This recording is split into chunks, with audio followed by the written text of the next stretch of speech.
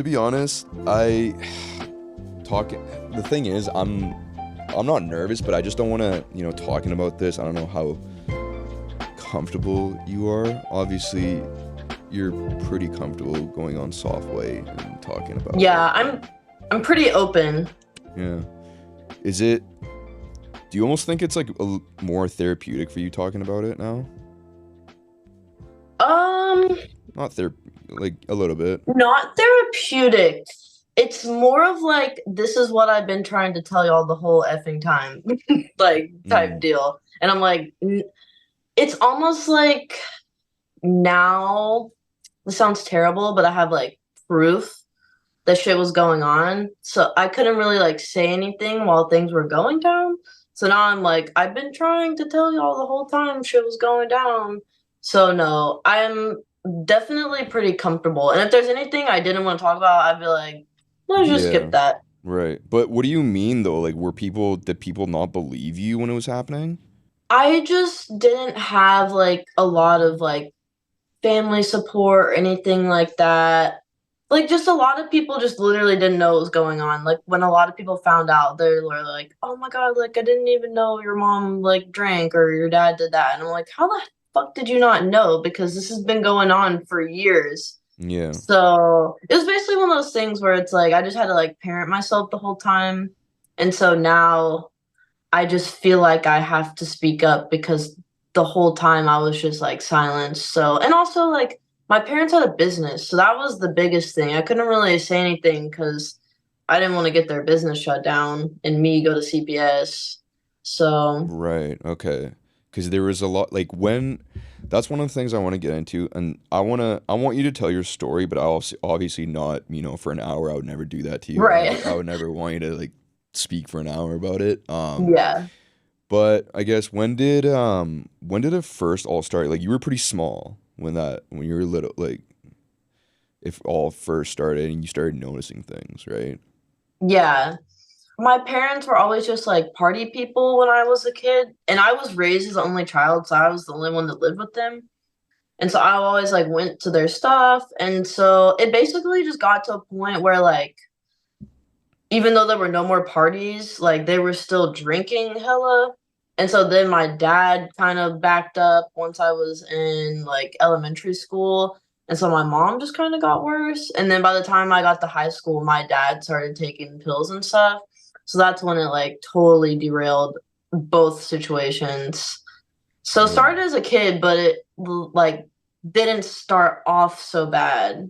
Right. But then when you were a kid, they would take you to the parties they were throwing, like you would be involved in that shit. It was mostly like house parties and stuff like that. Yeah. And there were like parties at tattoo conventions. So like a lot of the times where we were at like public parties, I was safe because there were so many people there that they were like watching over me, obviously, because I was just like the cute little kid. But at my house, like everyone ignored me, and like my parents' friends would be going in and out of my bathroom and shit like that while I'm trying to sleep in my room. So like at home, I felt a lot less safe because there were just strangers in my house. But when we were out in public and stuff, like people were always watching over me. Right. Because you're small and people are like, what the fuck? Why is a small child here? They kind of, Yeah. yeah. And I mean, it wasn't like my parents were being irresponsible. Like they were watching me the whole time. People looked forward to like seeing me. It's not like my parents were gonna I mean, they could have left me at home, but I wanted to go to the tattoo conventions with them and stuff. But yeah, it was mostly just like at home where things were a little bit sketchy. Right, yeah. So they would never like encourage you to go to the tattoo convention or anything. They would just be like, "Oh, do you want to come?" And then you'd be like, "Yeah, why not?"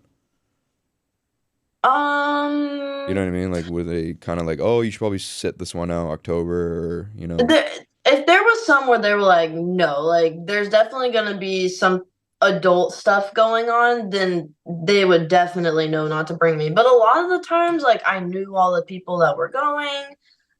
So a lot of the time it was like no question that I was gonna go. It's not that they were like encouraging me to go. It was more of just like, why would I not go? right? Makes sense. Especially just because like my parents were really young, and so I went everywhere with them. okay, so when you got to high school, there was a period of time when your mom stopped drinking, but your dad started taking pills, right?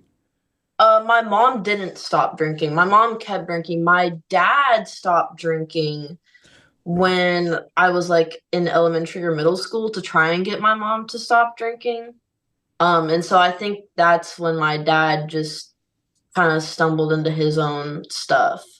Right. Okay. And then so he stopped drinking and then your mom kept drinking, but then since he didn't see your mom stop, he decided to go into like was there a reason why he went to pills? Like Yeah, so it actually started, so my parents owned a tattoo shop, and my dad was guest spotting out here in California, and we were on vacation at a tattoo shop, and he asked someone if they had a painkiller, like a back painkiller. And so he got like a couple and was taking them while he was out here. And then when he got back home to Tennessee, he was getting them from friends that had like prescriptions and stuff. But then he was like totally abusing it and people were catching on. So like all my dad's friends started cutting him off like the supply. And so then my dad started getting drugs off the street. So it actually started because he was literally getting a painkiller for his back. And then he started taking advantage of his friends and he had to buy them off the street. right. Okay. And So then kind of a weird turn. But then, of course, he started using it to self-medicate. But obviously, like addiction is not like you're trying to use, you know? right. And so when did you like as a kid when you were going to those parties and seeing them um, drinking and doing drugs and all that, did you ever think of it as, it being an issue? Because I don't know, like if and that's okay, so talking about this, the thing is, I can't relate. I don't, I, I haven't been through what you've been through. A lot of people haven't been through what you've been through. So for me to like say some things or assume some things, it might sound ignorant, and I'm sorry. No, you're good. I don't want to come off like whenever I talk about these kind of things or talk to a guest about like touchy subjects that they've been through, I don't want to sound ignorant and I don't want to like, you know, offend you in any way, but like, because I don't know and I'm really genuinely Yeah. just trying to like understand what was going on. Like as a kid, did you feel like at any point, like, your parents partying and all that, like did you think of them as like, oh damn, like my parents are cool as hell, or was it like, huh, like I see other people's parents and they're just way more tame, and I feel like my parents should be like that, or was it like a bit of like a yo, my parents are cool? Oh, it was definitely like, yo, my parents are cool. Like, I always knew that. They were always like doing the most when I was like in school and stuff. Like, they would come when I was in kindergarten, they would come and teach like art classes. Um, and they would bring the snakes to school.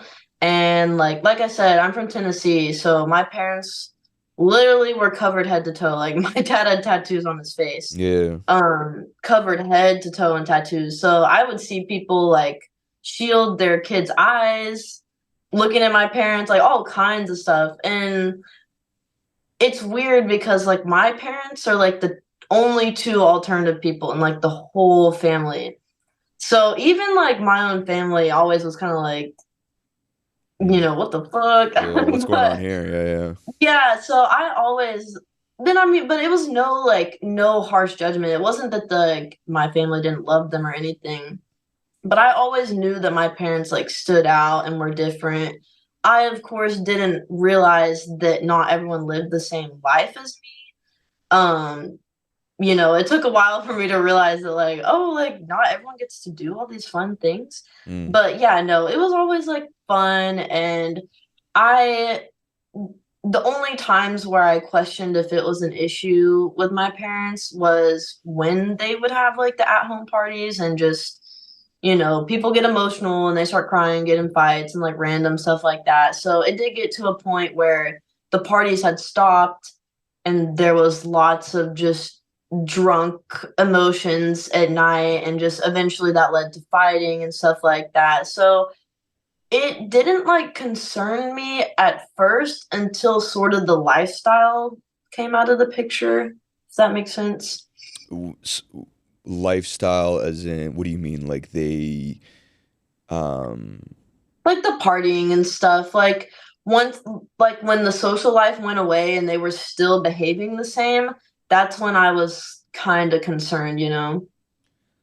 like what do you like the when the social life, as in when they stopped throwing those house parties? You mean? Yeah, like things just slowly like we didn't have as many house parties, and then it just got to the point where we wouldn't invite certain people over just because, we didn't know how they would feel. And I don't exactly know how to explain it, but just everything slowly stopped while their drinking and their partying didn't stop, but the actual social aspect of the partying was going away. Right. Okay. Interesting. So yeah. So it sounds th- like the people they were partying with kind of, I don't know.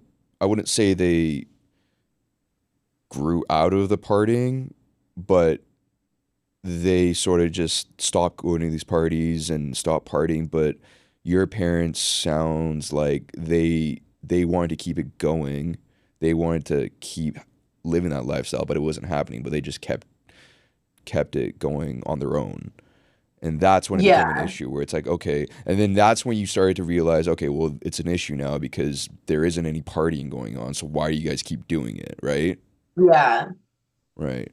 That and like we went on the vacations a lot, and I actually never like spoke about this on the Soft White Underbelly video, but there was like a pretty like traumatic event that happened when I was literally 7 years old in Mexico, and like both my parents were like blacked out. So I dealt with a couple like situations with their drinking earlier on, but it actually took a while before I realized it was a problem. So yeah, kind of like you said, like it was just weird once the partying was gone, there was so much of the drinking still around, but it was like super negative. Obviously, there's just emotions in the air, fighting, stuff like that. Mm.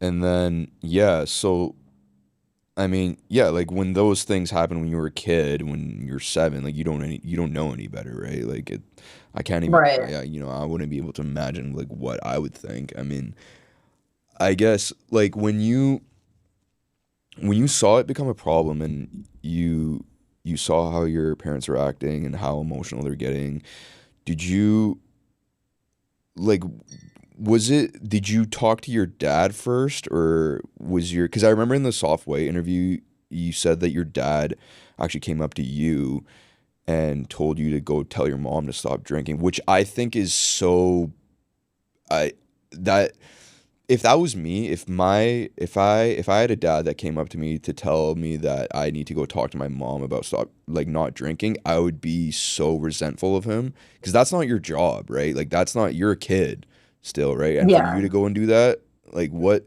do you think back on that and be like, what the fuck, dad? Like why would you tell me to do that?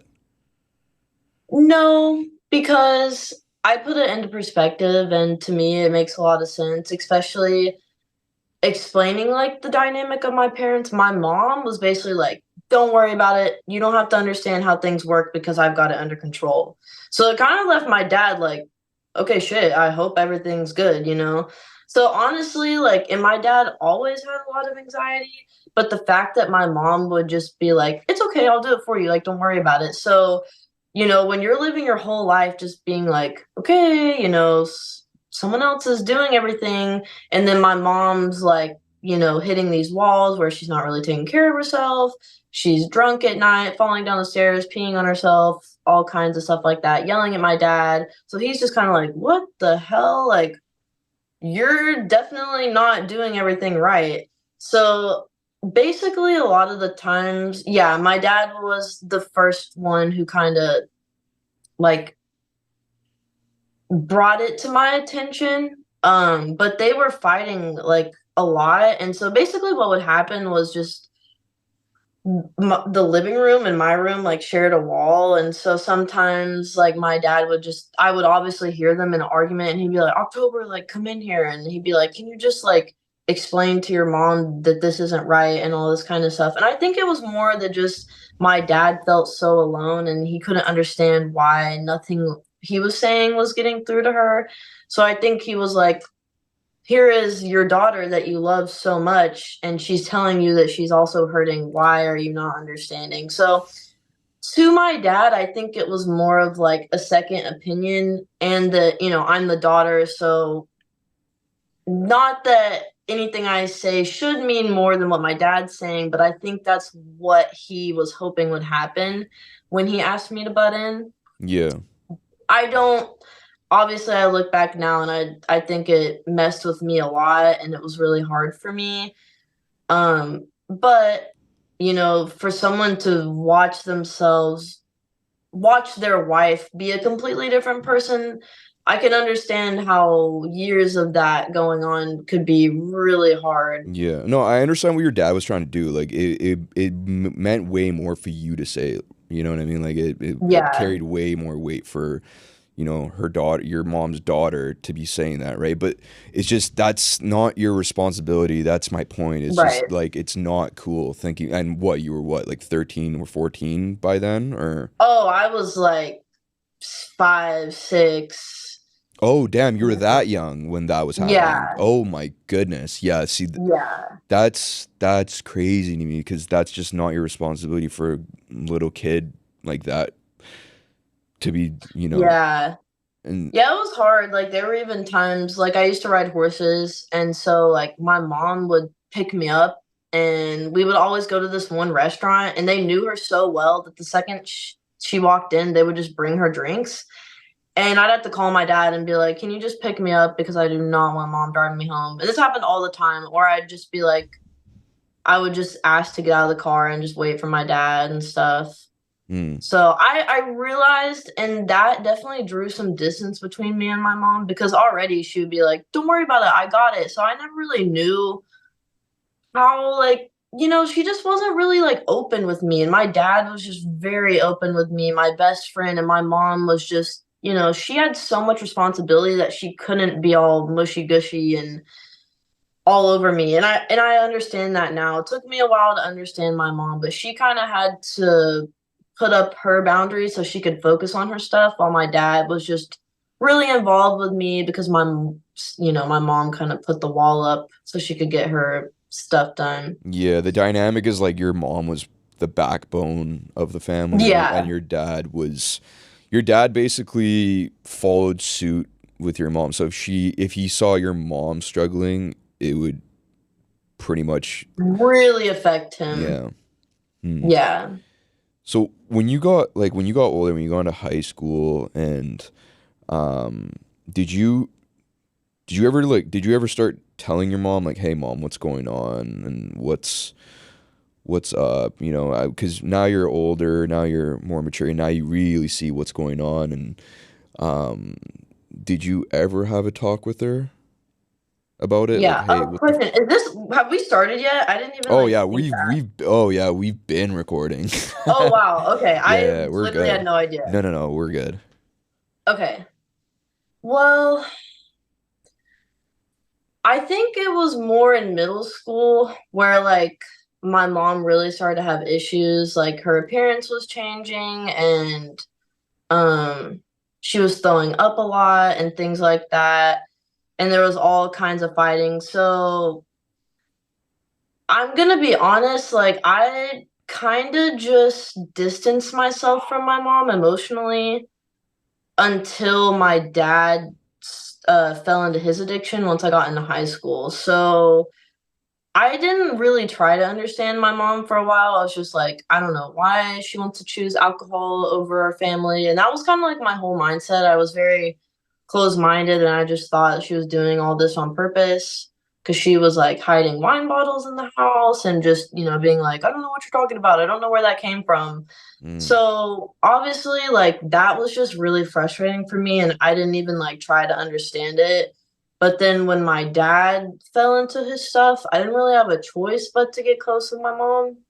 So, Right. Like you didn't really understand the concept of addiction, I guess, during that time. It was kind of like yeah, why it felt like you felt like your mom was doing it out of spite or just out of yeah, just no reason. Like why are you doing this? You're picking me over you're picking the alcohol and the drugs over me, basically. You really didn't have a perspective on it.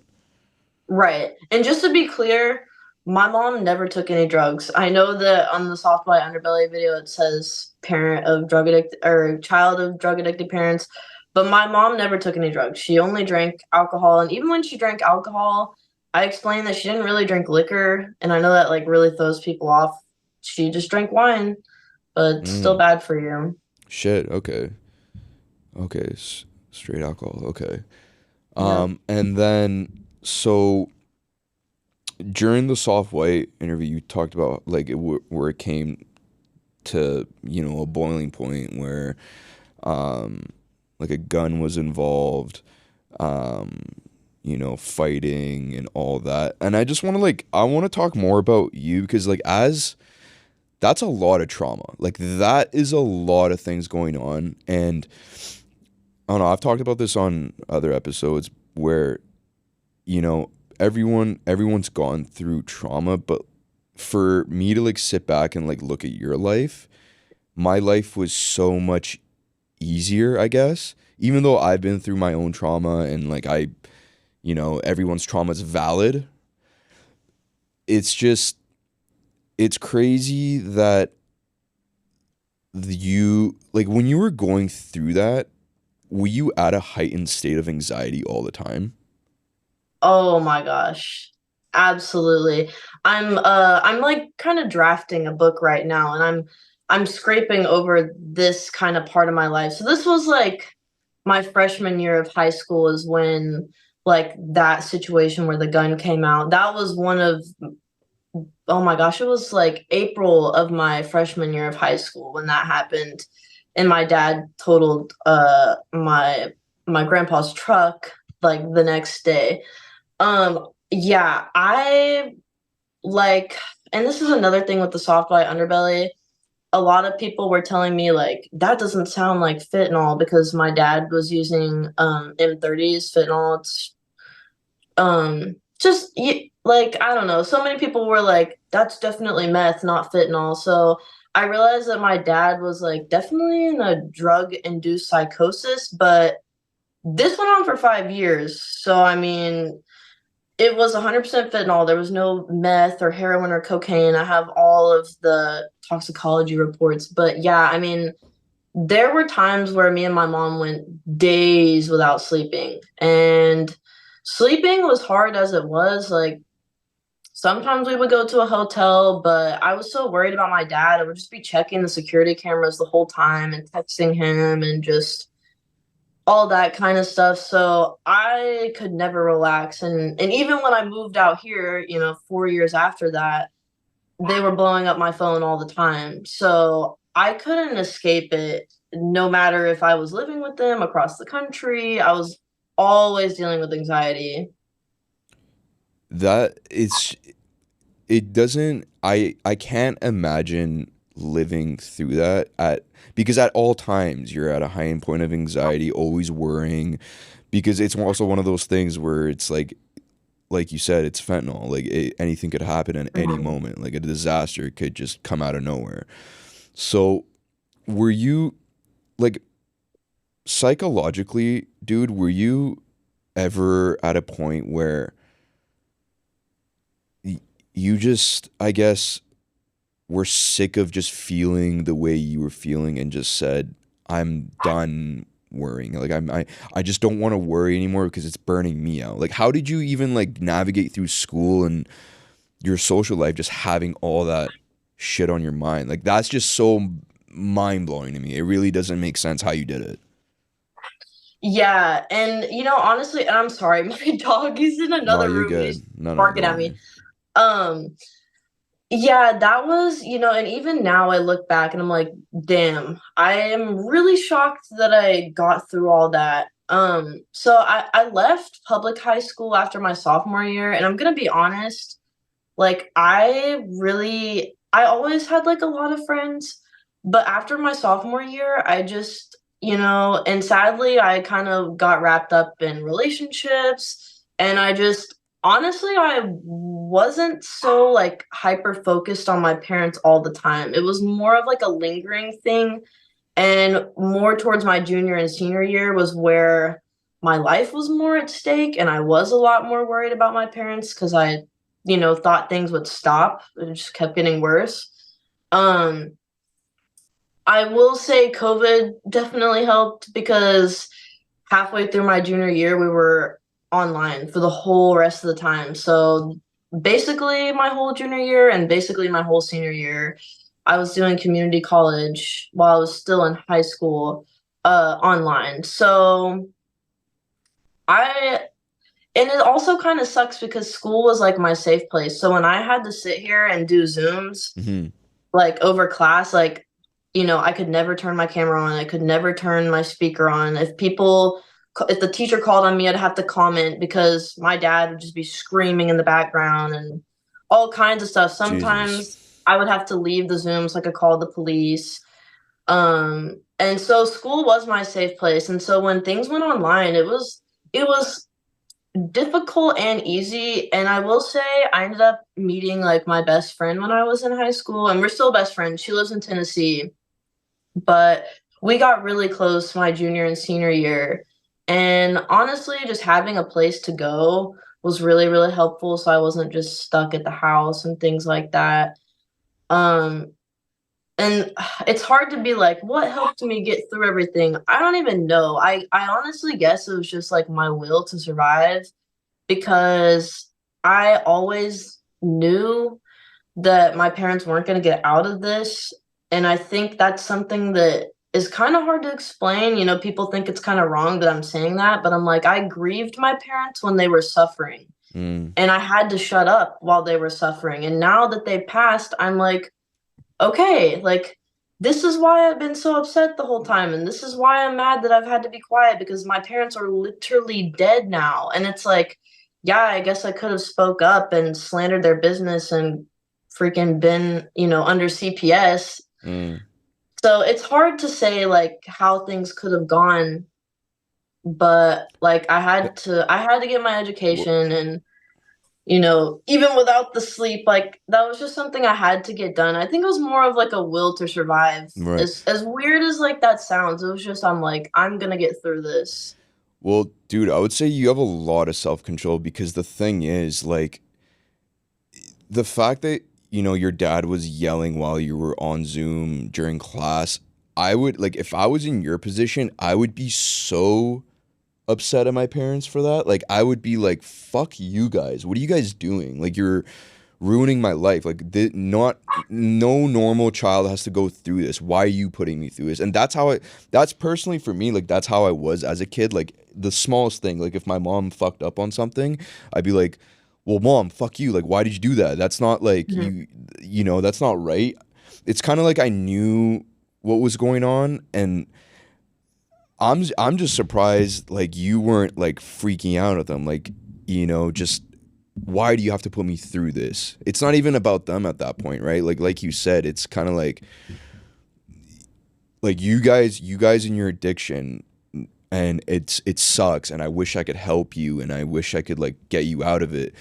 But at this point now, this is my life. Like you guys are really messing with me, and like did you ever get to that point where it's like, okay, I'm done. This is it. Like you guys are going through whatever you guys are going through, but I'm in class right now, Dad. I'm in Zoom trying to figure this school shit out, and you're fucking in the back yelling and freaking out and screaming. Like, shut up. Like, figure it out. You know what I mean? Like, did it ever get to that?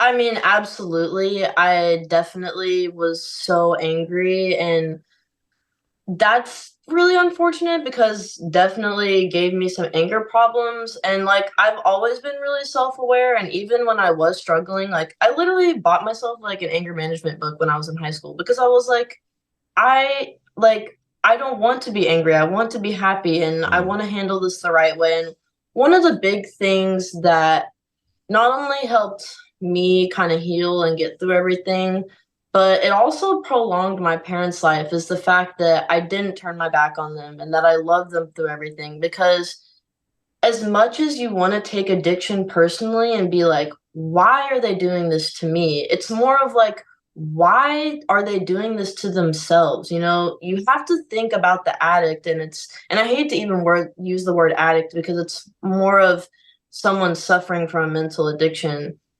And kind of to put in perspective, like my mom didn't even realize it was an issue with her drinking. My mom never knew she was gonna die. And so when you don't think there's a problem, you know, she always would be like, "Oh, it's a social thing." You know, my family always did it. I don't know why you're mad at me. And my dad, you know, just my dad was very different, but he would just be like, "I don't know why you think I'm lying." You know, Mm, something's wrong with you, you know, blame it on me. And that's just, I had to not take it personally. I had to realize that my dad wouldn't do this. My mom wouldn't do this. This is these, it's not even the substance either. It's always, you know, how it affects you. So I had to realize that I can hate them and I'm going to hate myself. I can love them and it's going to encourage them, you know, a little bit and just I feel like also addiction is definitely a reflection of like a lack of something to mm, fill that void. And so me being like, you know, I hate that you're doing this, but I still love you and I had to set my boundaries, of course. It wasn't like I just let my parents walk all over me. Of course I set my boundaries. Of course I talked back to them and, you know, called the cops on them when I needed to. But I loved them the whole time and I supported them the whole time. And had I not done that, A, I'd be really unhappy with myself. But B, they would have given up on themselves a lot sooner. mm. So I just think it's important because you want to take addiction personally, but the person is suffering. The victim is suffering. Not, I mean, everyone is affected, but you have to put yourself in every perspective. Right. And looking back on it now, you can, you have an ease in mind knowing that you did all you could, and at no point did you turn Mhm. your back on them. And because that would really eat you up. Like, and you would think back on it thinking, oh, I could have done more in this situation. I could have loved them more, but you did all of that. And now it's cool that you mentioned this because I wanted to get into it. Like, you were grieving them while they were alive, and was that something you just basically accepted at one point? Like, this isn't gonna end well. There's the writings on the wall for it to be a disaster. And at what point, or if you remember at what point did that flip, like that switch, like this, I'm accepting the defeat from my parents.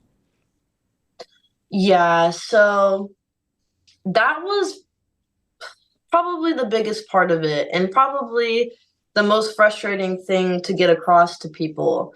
Um yeah, like I had that realization with my mom a really really long time ago. My dad, you know, whenever he would be like, "I don't know why like your mom won't stop drinking and all this stuff." I would just tell him like because she doesn't see a problem with it and I I always knew deep down she would never recover from it and I told my dad that and he would straight up be like that is sick. I can't believe you would say something like that and I'm like that's just my intuition. I don't know what you want me to tell you. I can lie to you and tell you that I'm not thinking that, but the truth was I was thinking that. Um and my dog wants up here. Oh, And with my dad, it was hard because my dad has always been emotional and, uh, if I can say it, suicidal. He's always kind of I've always been worried about that he is very emotionally unstable. And so once he started taking the drugs, I was like, "Oh my gosh, like, this is just on a totally different level." And then, you know, the hardest part too was that I always and again, I don't mean to like make this sound sick. This is just literally my intuition. Everyone always thought my dad was going to pass first because my dad was like off the rails. Mm, My mom was more like silently in her own world deteriorating, while my dad was like just destroying everything in his path. mm, So, it wasn't when my mom like was really, really sick and got to the point of her cirrhosis, like me and my dad didn't know what to do. We kind of like went into shock because we weren't prepared for my mom to pass. mm. And I wasn't prepared for my mom to pass before my dad. I always knew that they were going to go out this way. Like I said, it's just my intuition. I always felt that way. I never thought that my mom was going to go first. So when she did, immediately I had to prepare for my dad. Yeah. Yeah. I already knew things were really bad. One of the things that he had, like, and I mentioned this on Soft by Underbelly, he like shaved all of his hair off. And I was like, oh my God, like that was crazy. He had dreadlocks like all the way down to his stomach that took years to get like that. And so I just always had that lingering feeling, and it was, yeah, like I had to grieve early on. And once they passed, I didn't really have much emotion. It took a while. And even now, I still struggle with that. Like, I go to therapy and stuff, but to grieve someone while they're suffering is like, you can't even put it into words, you know? Mm. Wow. That's I don't even know how to, yeah, I wouldn't know what to think of that. And it sounds like your mom, the reason why you and your dad were so shocked about your mom passing is because she had that like confidence about her. Sounds like Oh, you know yeah. what I mean? Like so many times she was saying that she's okay, the drinking isn't a problem, she's gonna be fine. It kind of reassured that in your mind. And um I mean, I don't know how convincing she was, even though she was deteriorating. That confidence that she did have made you and your dad think otherwise. I mean, you knew it, like you said, like you were grieving it, um, grieving her already, and then when your mom passed, that's when your dad totally just, you know, went like just disintegrated. And because she was his backbone essentially. Right. Um and then when your dad passed away, that was like you saw that coming. Yeah. Yeah. I was out here in California, but I had been like communicating with my dad, and he was just using really, really bad after my mom passed. And so once I didn't hear from him, I already knew what happened. Um, and so like that's why I didn't even like I called a friend over that I trusted, instead of like immediately calling the police. And so, I had to prepare for this a long time ago. And like I mentioned before, like that's the hardest part, is that just I also tried to convince myself that I was wrong for thinking that way, but always trust your intuition, you know? Mm. I would say, did you ever think, you know, the way you were thinking about how you were grieving for them already while they were alive, and did you ever feel like you were being selfish? And I personally don't think you were. I think that's the right way you're thinking about it. And I mean, I can't really say anything. I didn't have two parents that were going through that. So for me, like obviously I know like you loved your parents very much and you care for them, but at a certain point it's just like, okay, well, you know, this is this is going to be a train wreck in the end, and I'm going to have to start thinking about and caring for myself. Like did you ever think of it as, oh fuck, maybe like I'm being a little bit too selfish, or being a little bit too, you know, um I should be investing a little bit more? Like did you ever think that way? There were times, yeah, it was just hard because I was just like living my parents' life. And so I think I think it was more of like, once I move to California, everything will be okay.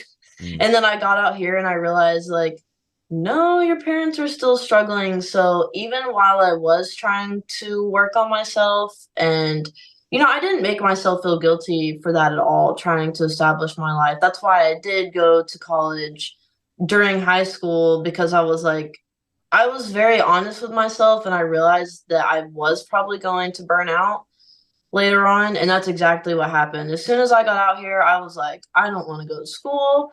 I don't even want to work very much. Like, I need to just live and breathe air for a little bit. And so I never made myself guilty for trying to like establish my life.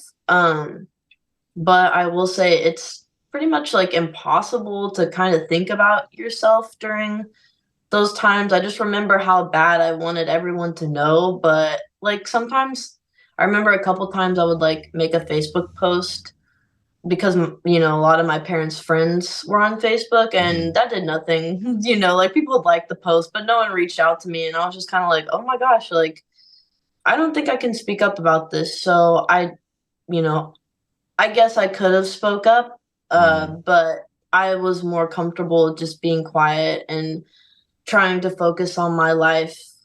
Mm. Were you were you a little bit disappointed because not a lot of people were, hitting you up and asking how your parents are doing, or you really didn't vocalize it at all and people had no idea? Like, was it a bit of both, or you could have said more? So, that's something that I still think about. I'm like, dang, is there more I could have done? But honestly, I did reach out to people, and a lot of the people that I reached out to, like I mentioned in the Soft White Underbelly, how I would ask family members to come over, and they would literally just chat it up with my dad and convince him to give them things and then leave. And Jesus. so, a lot of the time where I asked for help, there was zero help. There was judgment. I don't want to say exactly which family members, but some of the family members that definitely should have been supportive of my parents were not and actually refused to let them go to their house when they were really, really struggling. Jesus. So that was just like absolutely ridiculous to me. I was very disappointed in their friends. So many people were like, I regret not reaching out. And I'm like, I don't know what to tell you because and it is sad. I have to realize that I'm not the only one grieving. There were lots of people who love my parents, and I can't be selfish about that, but it is very frustrating when people are just, what's the right word? Just kind of letting all their feels out on me about my parents. And I'm like, yeah, I'm Mm. sad too. Like, I wish you would have been around and checked up on them and cared about them. And a couple of my dad's friends planned an intervention for my dad, and they never did it. And Yeah. of course, I feel really guilty now. And I'm like, I don't know what to tell you because, I did my part as a kid. I set my boundaries the nice way. I set my boundaries the mean way. I didn't stay at the house. I stayed at the house. I tried everything. And so people obviously be like, why didn't you just take your dad to rehab or take your mom to rehab? And I'm like, yeah, we did that. And they walked out. But that's just We tried. that's insane for them to say that to a teenager, right? Like, that's not yours. I'm still gonna sit here and say what you did was more than enough, and the fact that you Mhm. did what you did is more than any teen would have to go through and should do for their parents. So it's like, it's yeah, those people saying that to you are that's ludicrous. That's so dumb because you did the most for them, and it's um it's still like so impressive to me that you adopted that mentality of, you started grieving them before they even passed. And are you happy about that? Like, are you proud? Like, I think you should be very proud that you adopted that mentality way before they passed, because I think it set you up to life after they're gone. I mean, you know what I mean? Like, it's kind of like like you said, like, once they passed, you didn't really have that much emotion, and I think that's good. I don't know. I think that's the Mhm. way I mean, it's helping you a lot now. And do you think adopting that mentality early on was beneficial for you now? Yes, but I also didn't have a choice. And so it is a little, I don't want to say frustrating, but some people try to be supportive and they're like, wow, like you really dealt with a lot. And it's like, who else was supposed to deal with it? You know what I mean? Was I supposed to just sit there and, watch the house burn down essentially? Yeah, I could have done that, but I didn't. And like you said, I did everything that I could. So, it's there's like, parts of it where it's self-rewarding and it's like, wow, like I really, went through a lot and it's like I didn't have a choice, unless I didn't have a choice. I had to adapt to it. But yeah, very, had I not prepared myself for it, I wouldn't be where I am now and I wouldn't be okay. And I kind of had to, and luckily, I don't want to say luckily, I had a lot of time to prepare for it. Mm, And like I said, loving my parents definitely prolonged it. And I tried to help them, but I knew that my ability wasn't going to stop them in their addiction, which it's not possible for anyone else to stop anyone's addiction. I think that's why my parents were doing so bad was because one would do really bad and then the other would do really bad and then the other one's doing worse and the other one is way worse. So it's just mm, like it just escalated.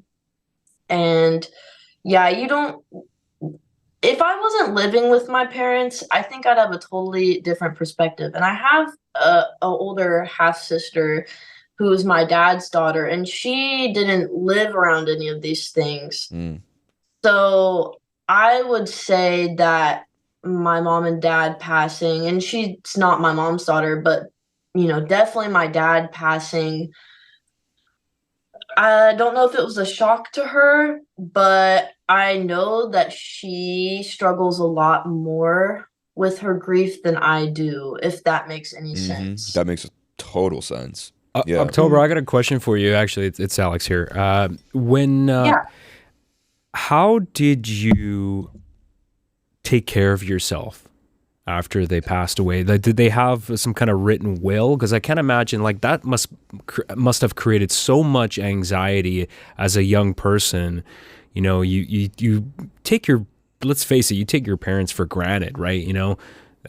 People provide for you and stuff like that, and it's obviously a massive loss when they go away. And I'm just curious how you weathered that storm. Did you like what was your support group like? Yeah, so I appreciate you bringing that up because that's, people as hard as all that crap was living with my parents, what I'm going through now is like a whole nother grief. I'm dealing with it every day. There was absolutely no will, no trust, nothing in my name. I had just turned 18 when it happened. Well, I was like, it was like 6 months after I turned 18. So nothing was prepared for me. And my parents, like I said, my mom had no idea she was going to pass away. So, and they had a business. So there's, probate going on in a different state. And I had to hire an attorney out here. And so, and these are things I can't even talk about yet, even though it's like the most stressful part of it. I'm like going to court all the time, signing paperwork all the time. I'm responsible for both of my parents. So to take on two people's lives, all their finances, all their responsibilities on top of mine, which my parents were taking care of for me, which I'm very grateful for. But oh my gosh, that's like so much like pressure I was facing. Um, and so I immediately signed up for therapy because I was like, this is just not something that I want to try and handle on my own. Mm, I know it'll bite me in the butt if I try and deal with it on my own. And I have a really good therapist. I don't do it on insurance because I want to like get my money's worth. I want to heal correctly. Um, I dropped out of school and a lot of people give me shit for it, but if I was going to school right now, I would be in a major amount of debt and I would be extremely overwhelmed. So I'm very, very glad that I'm not in school right now. I'm just taking things slow and just trying to live my life because I don't think I ever got to live my own life until now. Mm, Um, and so I think just taking things day by day has helped me because even with the probate, I'll dread doing paperwork. There's paperwork I gotta do today that I just keep putting off, and it's super, super stressful. But just the fact that I can chill each day and I can like go to the beach if I want to, I can eat the food I want to eat, I can sleep at night. Like, those are things that are the little things that I'm just so grateful for now. That's definitely what's helped me is just doing my own thing at my own pace. mm. And And do you find that I mean, because that's a lot that you're dealing with. Does that do you feel like that's really forced you to grow up? I mean, to deal with all these things with the estate and the probate and all that stuff, and lawyers and signing documents and dealing with all this stuff that an 18-year-old doesn't typically have to you're, deal with, but you're right? 19 now, right? I'm 20 now. Oh, you're 20 now. You 20-year-old. Yeah. That's insane. That's a lot. Yeah. And that's what's crazy is because I'm responsible for both my parents, I have my sister and like she's legally like not allowed to know the things that I know and do the things that I do.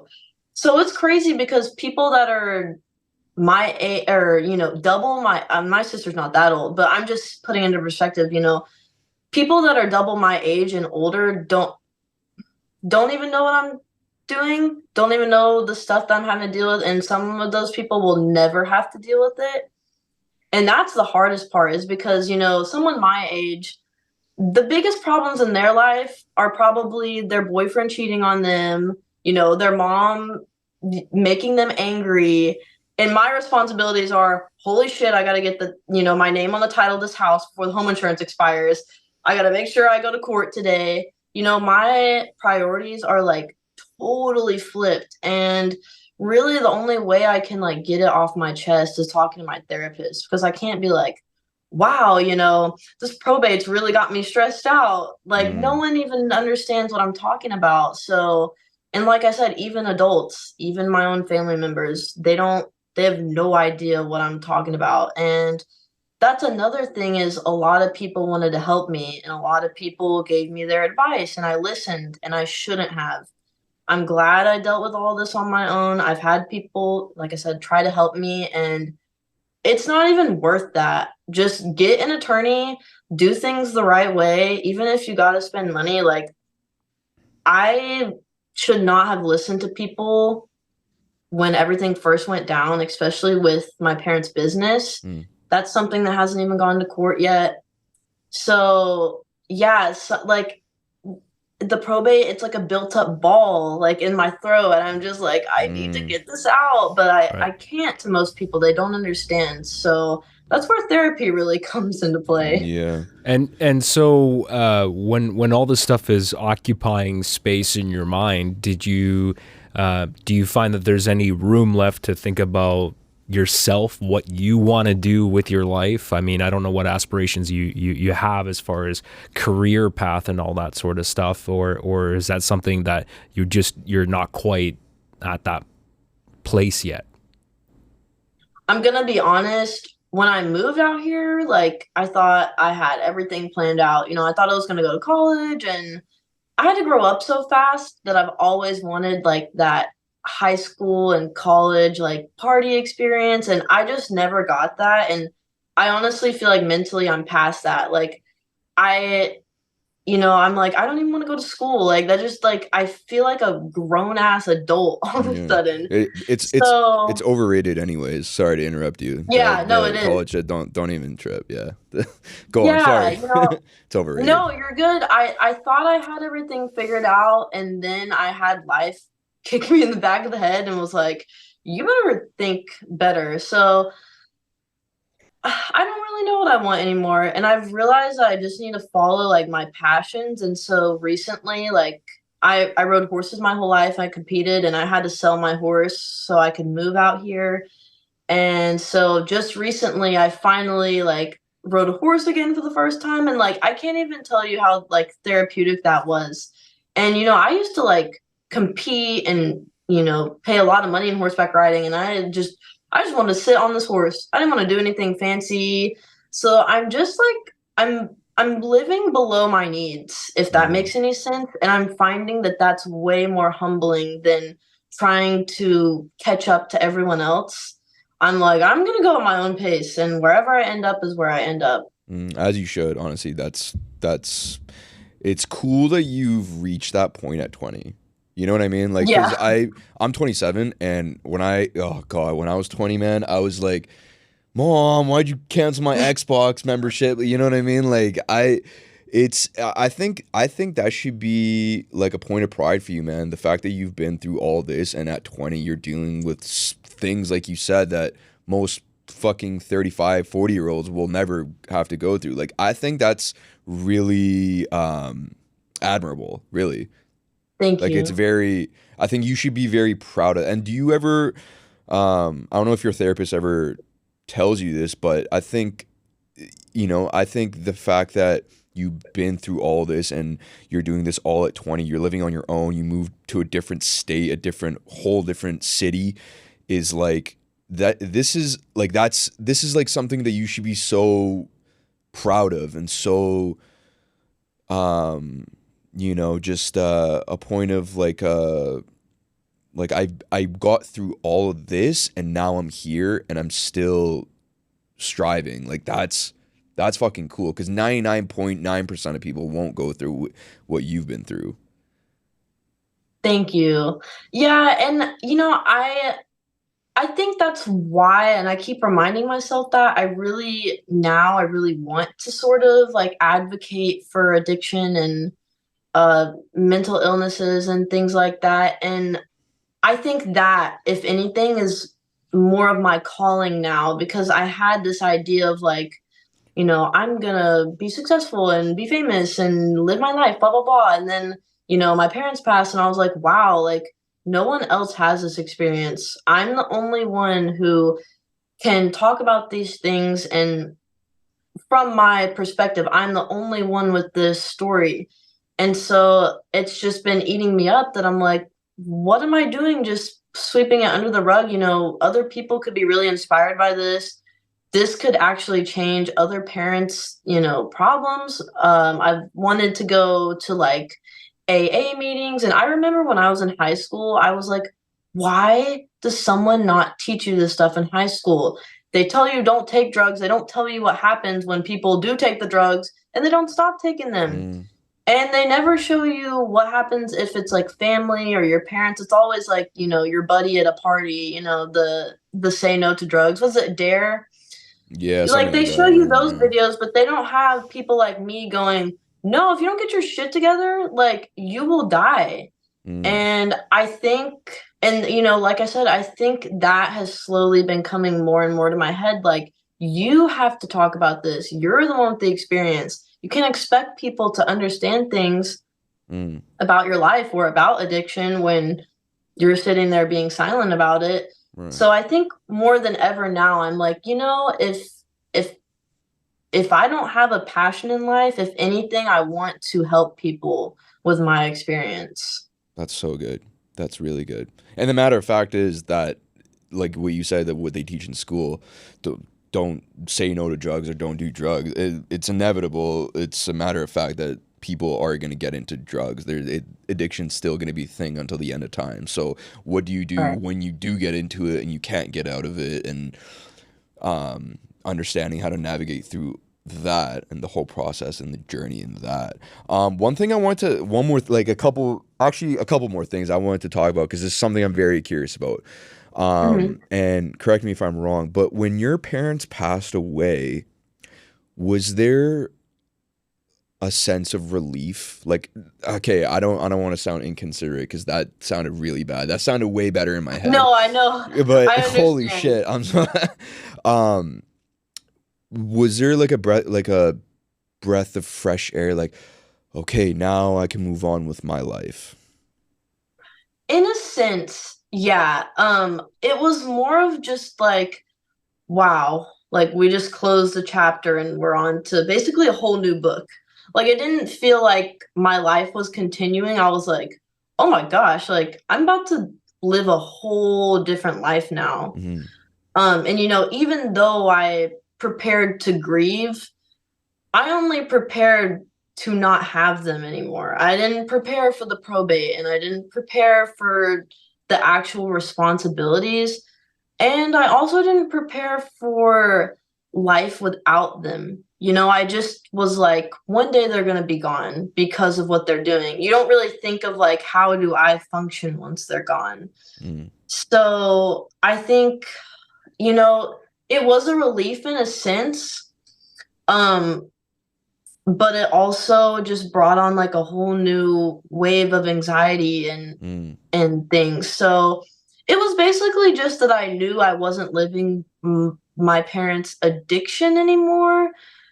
However, now I have to live with their grief forever. And I've journaled about this a couple times that, especially when someone chooses to take their life, like my dad did, you are forced to live their life now. I think about my parents every single day. So even though they're gone, I'm like simultaneously living their life. And I like to kind of think of it as like living for them because they shouldn't have had their lives taken away. And like I said, my dad took his life, but he wouldn't have done that ever if he didn't get into drugs. Mm-hmm. So I just remind myself that, they were different people outside of their addiction, and I grieved their addiction, and I miss my actual parents. I don't miss my you know parents who are struggling with addiction.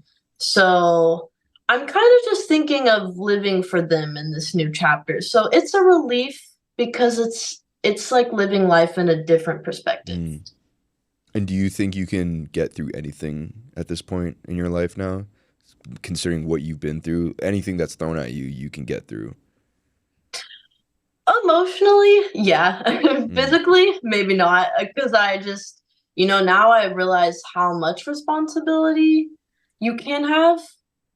Just, because I'm dealing with like my parents were pretty well established, they had two houses, they had a business, multiple cars. So for me to be responsible for that on a physical and financial level, like nothing could have prepared me for that. Mm. So, you know, I'm figuring it out. Yeah, yeah. No, man, that's it's awesome what you're doing. I mean, you're doing the damn thing. You're starting a YouTube. You went on Soft Thank White. you. You're doing podcasts now. I think you should start a podcast. I really do. Thank you. Um, because I think addiction and also grief isn't talked about enough.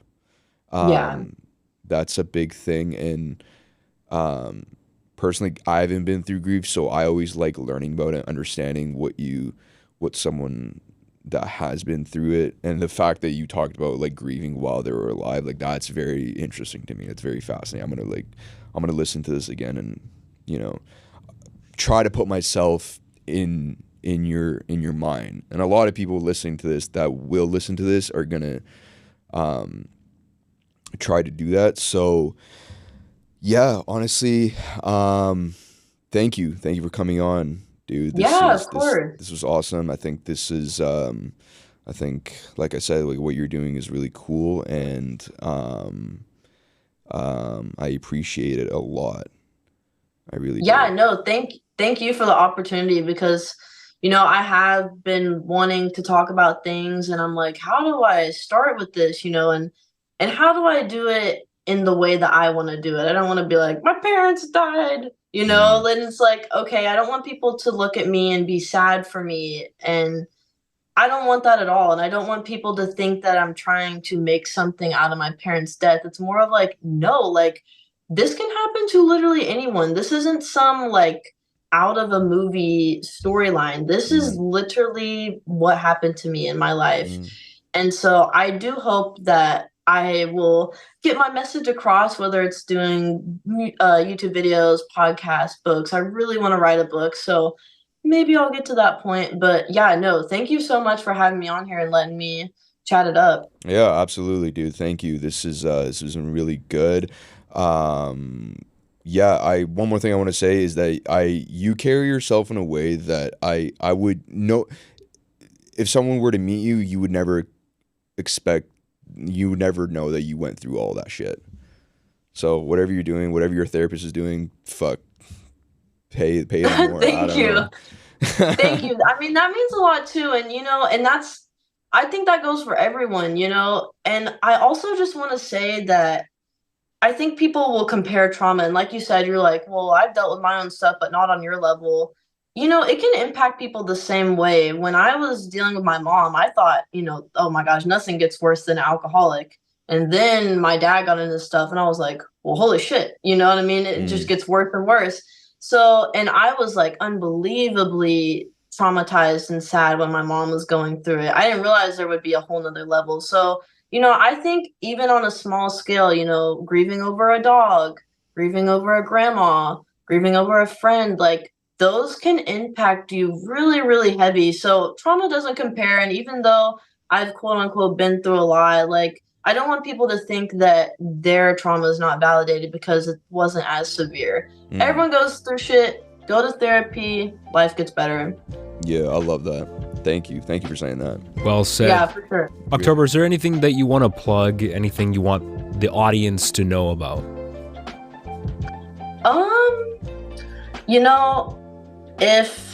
If you're dealing with someone like in your family, whether it's like boyfriend, girlfriend, mom and dad, brother, sister that is suffering from addiction, like protect your peace and also support them because they're not doing it to you. They're doing it to themselves, even though you're also dealing with the effects of it. Just protect your peace. Like if you're in an unsafe environment, please go stay somewhere else. But just understand that addiction isn't personal. It's a problem and it has nothing to do with you. 100%. And your new YouTube is just your name, October Hartline? Yeah, it's October Hartline. I think there's like numbers at the end of it. I didn't even know until recently. I'll search it up right now. I think it's like what 3848 or something like that. I don't know, but if you type in October Hartline, it should pop up. I got it. October Hartline 4849. 4849. You got it. See, like I don't even know my own. No, you good. I got it. Yeah, I'm plugging it for you. All right, man. Thank you. This was really good. Means a lot for you to come on and share your story. This is good. This has been good. Enjoy your 24th episode 60, October Hartline. Thank you, dude. Means a lot. Yeah, thank you. Yeah, absolutely. Well,